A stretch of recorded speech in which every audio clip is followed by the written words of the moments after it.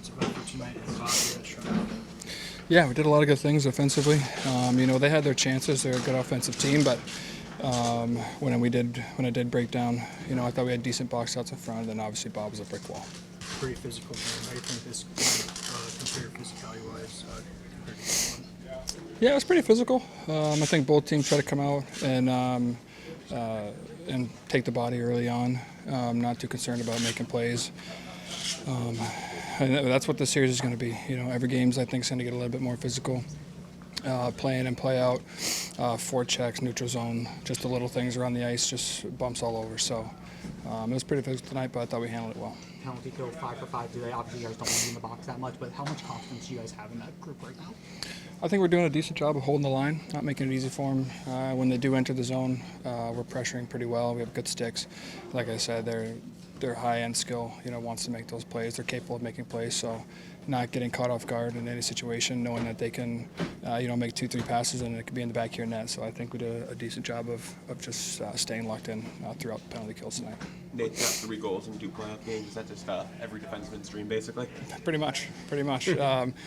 He needs to keep shooting the puck, that's for sure. He's got a great shot. He's being aggressive right now, and it's great to see. You talked about Bob being Burkwell. You played him back in your Columbus days. Now seeing him where he is now, just how much has he changed? How much has he grown? What's it like playing in front of him?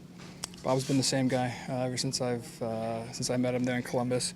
Always locked in, always the hardest worker on our team day in and day out, and does the thing necessary to keep himself engaged. So that's never a worry. Bob in net for us, and he's going to give max effort. How much does that drive you guys, knowing that he's going to stop what he can for you guys to try to make his job a little bit easier? Yeah, it's a team game, right? He makes obviously massive saves for us when needed, and we try to do the job defensively in front of him the best we can. So, like I said, they're going to get chances. They're a pretty good team off the rush. In the offensive zone, they go low to high and put pucks to the net pretty good.